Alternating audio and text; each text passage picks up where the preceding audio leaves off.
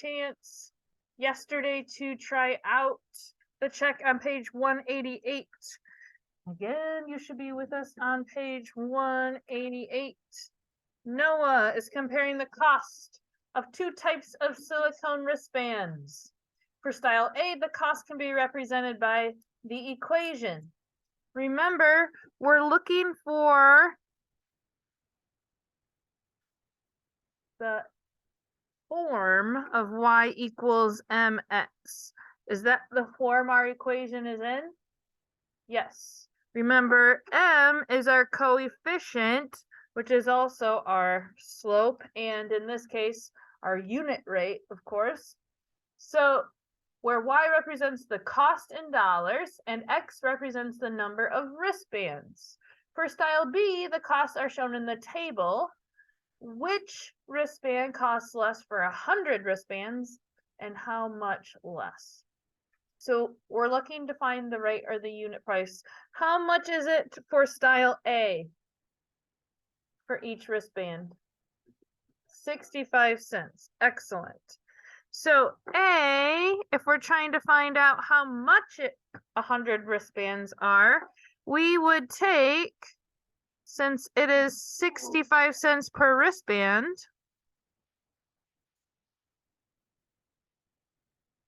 I'm just going to say we're buying wrists right now because I'm abbreviating here. And we're buying 100 wrists. Good. So this cancels out and we're left with just the amount of money. When we multiply by 100, remember you know how to move decimal places to the right. Our exponential growth hopefully helped with that. So A would be a total of $65.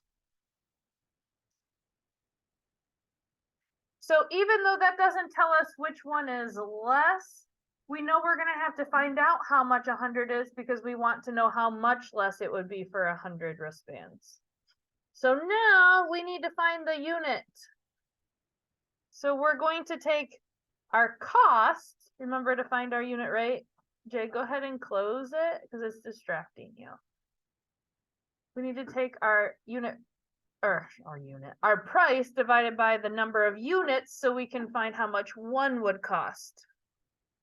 So $23.50, or if we're trying to find out what 100 would be, you could double it. Exactly. So it would be $23.50 times 2. So that's way cheaper for 100. So we would subtract 47 here.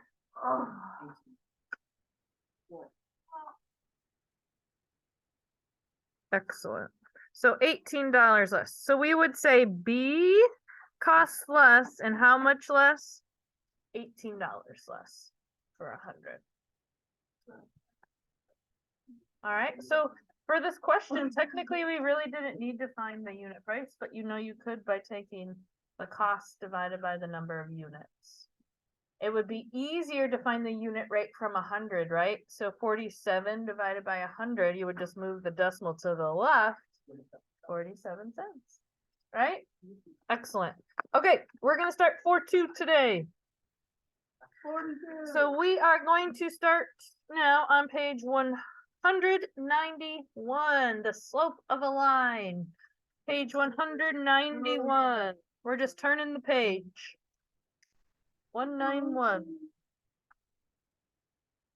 All right, I can identify the slope of a line and interpret it as the rate of change within the context of the problem. The term slope down here under learn is used to describe the steepness of a line. Slope is the rate of change between any 2 points on a line. The vertical change in y value, is called the rise, while the horizontal change is called the run. See, you rise and you run. You rise and you run, right?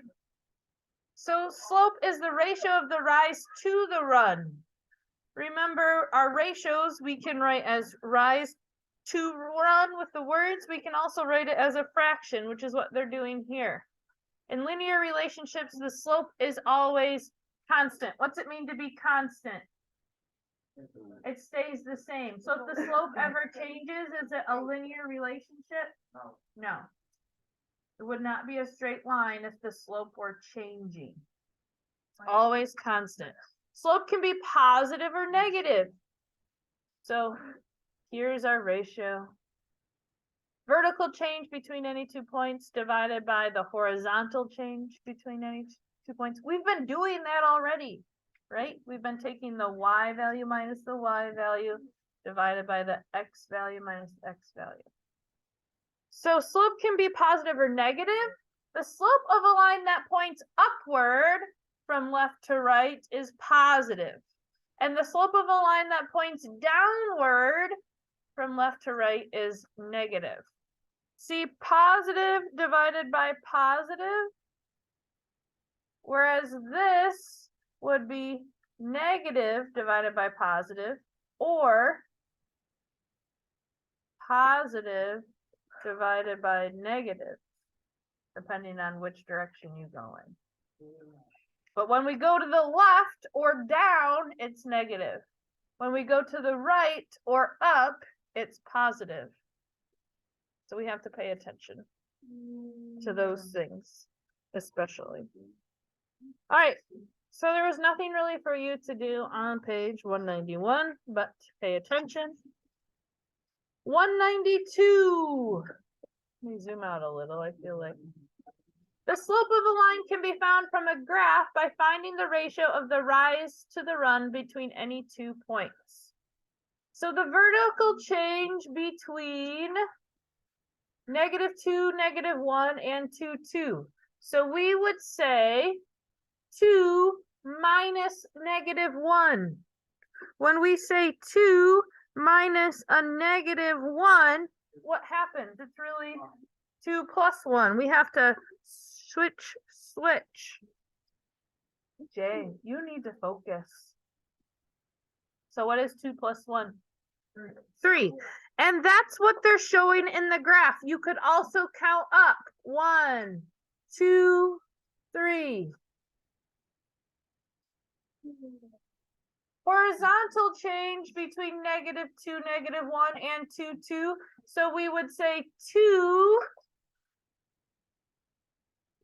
minus a -2. So again, we have to switch. 2 plus 2 is 4. And as you can see on the graph, from this point to the next one, we would go over to the right. 1, 2, 3, 4. So that's what they're showing you there with the +4. Okay? So when reading the rise and run from a graph, a rise up is positive, a rise down is negative.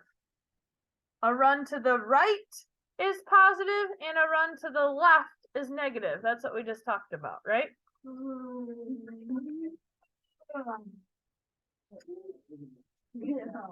The graph shows the cost of muffins at a bake sale. Find the slope of the line. What's our vertical change? 2.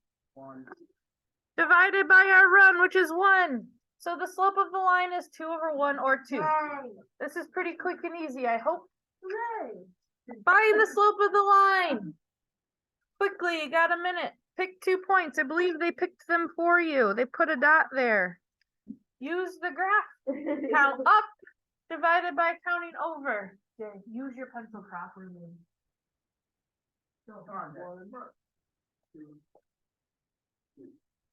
Yay! I did it. Not too bad?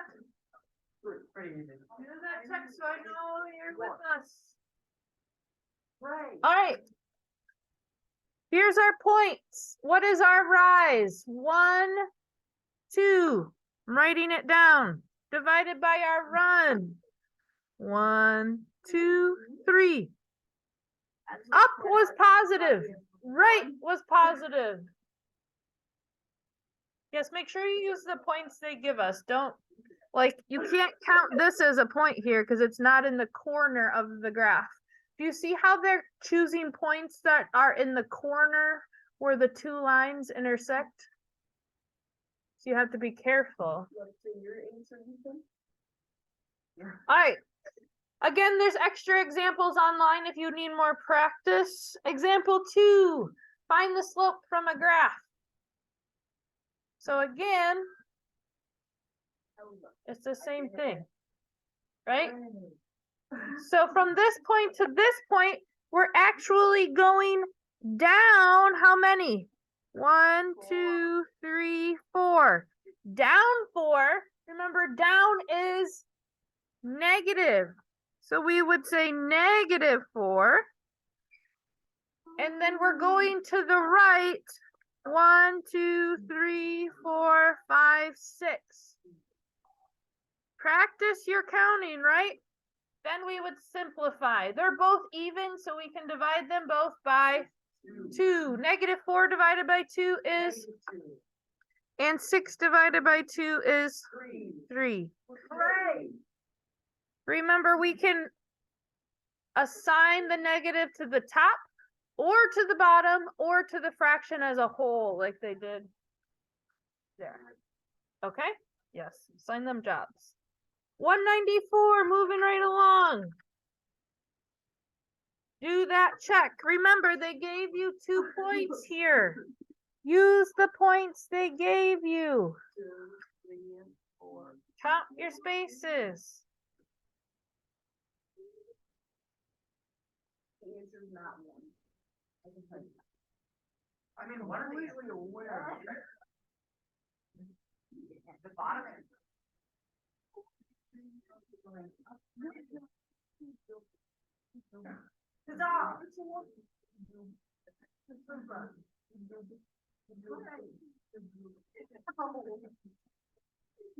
All right, so we start with the rise, which is along our Y.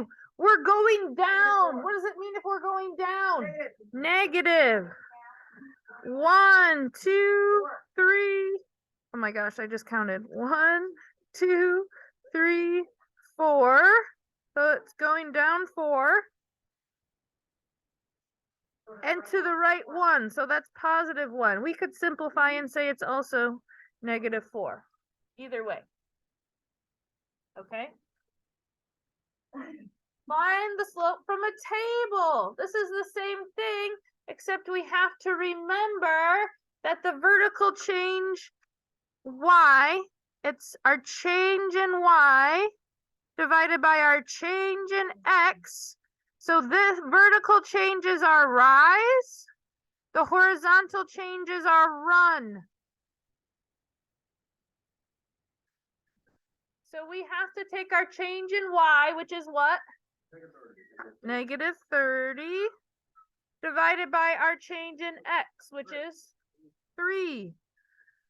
What can we divide them both by to simplify? 3. So we have negative 10 over 1, or we could say negative 10. So far, so good? Awesome. So here's example 3. We're using that to figure out the slope from the table. So what is our change in Y? How do we get from negative 2 to negative 1? We're adding 1. How do I get, from negative 6 to negative 2? Plus 4. So they took,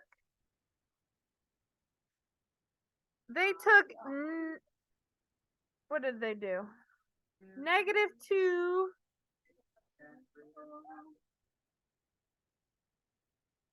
Oh, yes. I was looking at my X values. I was like, wait, how's that working? They took the second Y. So they took negative 1 minus the first Y, a negative 2. You see how these would be X1, Y1, and this would be X2, Y2. So they took Y2 minus Y1. Not helpful right now. Y2 is this negative 1 minus Y1 which is -2. Remember, we have to switch, so it's really -1 plus 2, which is 1. Yeah. Which is what we did in our heads up here. And then x2 was -2 minus x1, which is -6. So when we switch here, we have -2 plus 6, which we did in our heads up here to be 4. 1/4.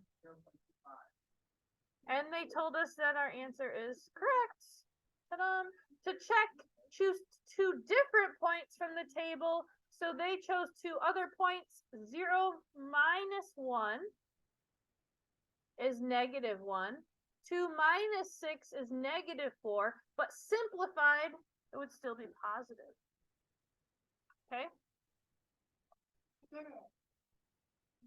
The points given in the table lie on a line. Find the slope of the line. If these weren't linear, they wouldn't be constant. We wouldn't be able to find the exact slope. So that information is important. What is your change in y? What is your change in x? So -1 minus 3 all over -7 minus 1. What's your change in y? -4. What's your change in x? No. -8. It's getting more negative. Good job, Xander. So if we simplified this, we would divide by a -2. No, we would by a -4, right?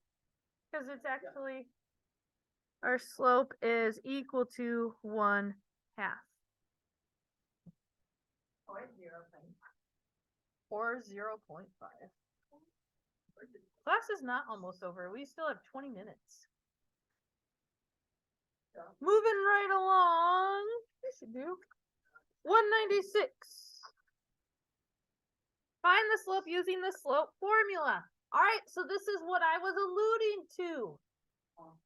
Anytime we have a point, x1, y1, and x2, y2, we can find the slope as long as both their x values aren't equal to each other.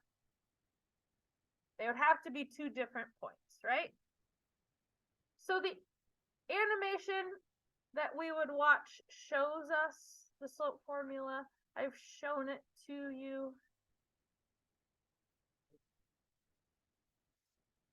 So our change in y is this 6 minus 3, which is our second y value minus our first y value. Our change in x is our second x value minus our first x value, which is 5 minus 1.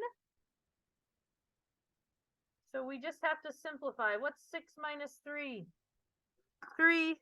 And 5 minus 1 is 4.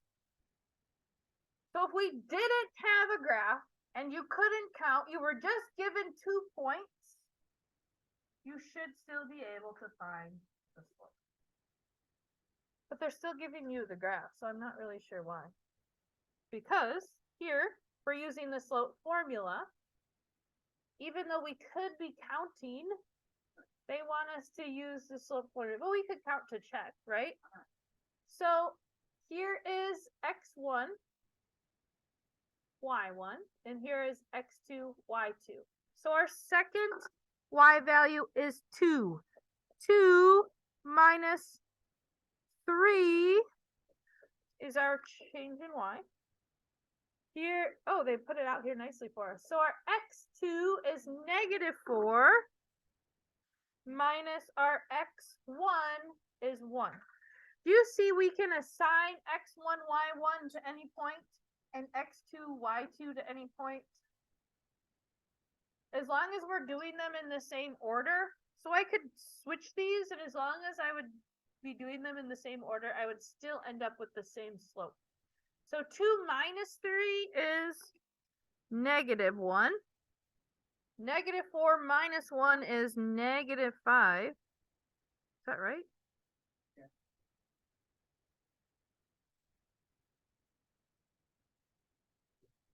So it wouldn't be -1/5 then. What did we do wrong?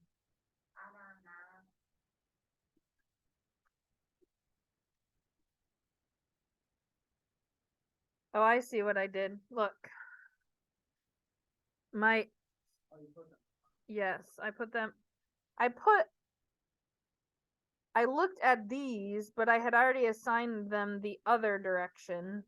So I had assigned x2, y2 to this one, but they wanted us to make that x1, y1. So it really should have been 3 minus 2, which would make it a +1. So if I had kept it my way, it would have come out 2 minus 3 divided by 1 minus a -4. So it would have been -1 over switch to make a +5. So either way, as long as we stick with the same one being x1, y1 and the same one being x2, y2, but I switched them because I was labeling this one as x2, y2 when I was doing this, or y2, y1. Yes, that's right. And then I flipped it the other way and looked at what they wanted us to do. Sorry. So that's a good way to show you that you can choose any point to be x1, y1 as long as you're consistent when you're following the formula. All right, so they're giving you 2 other points on it. Essentially, they're switching which is which, right? So they're showing you what I just showed you here. -1 over 5 is -1/5. All right, so here, they're not giving you a graph to check. You can just label one of these as x1, y1, and one as x2, y2, and then use the formula where m is equal to y2 minus y1 and divided by x2 minus x1. So try out that check. I would say we could call this x1, y1, and this x2, y2.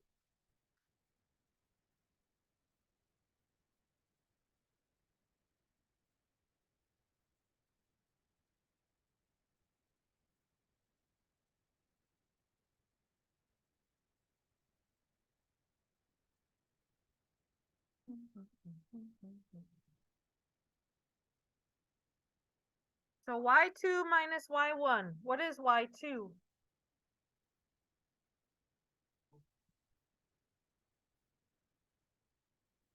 Y2 we said is -4 minus y1. Y1 is 2. X2 is 5 minus x1 is -3. So this is how we will find our slope. What's -4 minus 2? -6. And what's 5 minus a -3? Switch, so it becomes +8. It would be negative, they're both even, so we can divide by 2, 3/4. Does that make sense? How we went from one to the other. This slope formula you need to know and remember and be able to recite and write down because it's one of the foundations of algebra here when we get into slope. You gotta know it. So the more we write it, the more we see it, the more we do it, the more we'll learn it. 198. Slope of a horizontal and vertical lines. So we've got 0 and undefined slope. I'm kind of wondering though.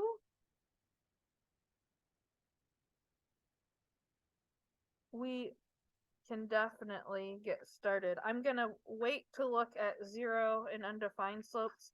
You can still find 4 through 6. You just might not know what it all means quite yet, and that's okay. So we went through page 197, and we're gonna jump to 203 now. So you are gonna try these last 10 minutes or so to get 1 through 6 done, just to practice and imprint that. And we'll review again on Tuesday. I won't see you till Tuesday. So it's important that we try and practice these now to imprint some of that in our brains. All right. So page 203, numbers 1 through 6. If you happen to get done with that early, you're welcome to work in Alex, because I'll be inputting your weekly Alex grades next hour or throughout the day after this hour anyway. All right, questions, concerns? We're okay? Awesome. I'll be around.